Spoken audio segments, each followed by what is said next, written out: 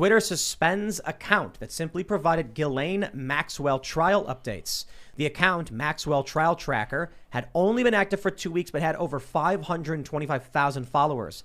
The big tech giant claimed the court updates violated their policy against platform manipulation and spam. The owner of the account, the Free Press Report, wrote on their Substack page that all other accounts they have made in the past were also suspended. My understanding here is that they were doing a bunch of tracking of a bunch of different issues politically, and Twitter nuked the account, took them all down. Now, a lot of people are saying this is Twitter trying to make sure people can't figure out what's going on with the Maxwell trial. But some people have also said the trial is basically a cover-up anyway. Well, how many witnesses did they call? Only a handful? Nothing, like no major players, and they're already winding it down? Is that what's going on? Essentially, pretty much, yeah. I mean, surprised? Prince Andrew should have been there. Trump should have been there. Bill Clinton should have been there. They should have been testifying what they saw, what was going on. They should have been held under oath. And again, to me, this is a larger cover-up operation from the beginning. And I think the media coverage reflects on it because we found out, little tidbits there about how many times Jeffrey Epstein visited the Bill Clinton White House. We found out other people who flew on the Lolita Express. We found out a lot of the really illicit things that happened on that airplane that we can't even mention on this broadcast. So there's little tidbits of information that we got. But the main way people were finding out that information was through this Twitter account that has amassed close to 500,000 users who were following it, who were paying close attention to it, and were doing the job that the corporate media should have been doing. I'm going to ask a question I know the answer to, but I'm going to play dumb anyway. Who's the prosecutor on this? The lead prosecutor is a rookie prosecutor. The prosecuting team also has James Comey's daughter, the person who accidentally deleted the Jeffrey Epstein footage when he was in the jail originally from his alleged first suicide attempt. So she's a part of the prosecution This is such a team. brazen and open operation. Do you think that they just decided to be like, hey, you know what? We're just going to do this. We know everybody's going to criticize us for doing this, but it's better than what would happen if we didn't. Let me know what you guys watching think right now.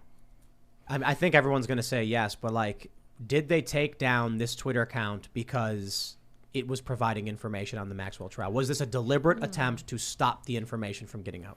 Well, this was one of the few ways that the information was getting out. It was getting out there to a lot of people. So just on that basic merit, there is reason to believe that. And a lot of people are asking, why did this happen? Give us a reasonable excuse. Tell us what generic, vague, made-up Twitter rule that they violated. Right. And Twitter hasn't been that responsive. Twitter hasn't come forward with any evidence, with any explanation here that I've seen that justifies this larger takedown of something that is of such public interest. Right. With that kind of scale, they should give a public declaration as to why they did it.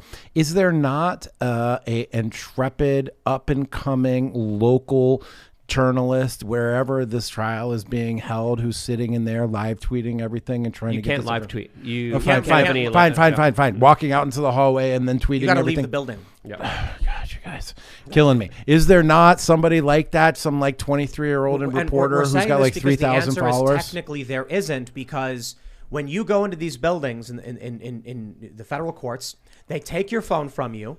You then have to go to the courtroom and sit down. Then you have to leave, check, take your tag and get your phone back, go outside, tweet, then walk back, hand the phone back in, and you're missing parts of the trial. Sure. So there are people, I think Daily Wire's got somebody who's been giving some insights, but it's very difficult. The best thing people can do is sit there with a notebook, taking notes, if they even allow that to be completely honest, and then leave and then start tweeting one by one what's going on. But that's at the end of the day.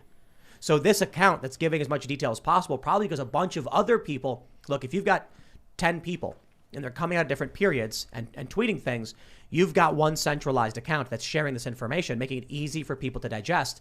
Twitter nukes that account, and now who do we follow? You might follow one guy who's covering it, but he's only giving you 1/10 of the information. Exactly. So to me, it's just sometimes it's too obvious, and I'm sick and tired, because you'll hear this in the media. They'll say, oh, they're conspiracy theorists for thinking that, the major account consolidating all this information gets suspended for spam and manipulation. Nah, I'm sorry, I don't buy it.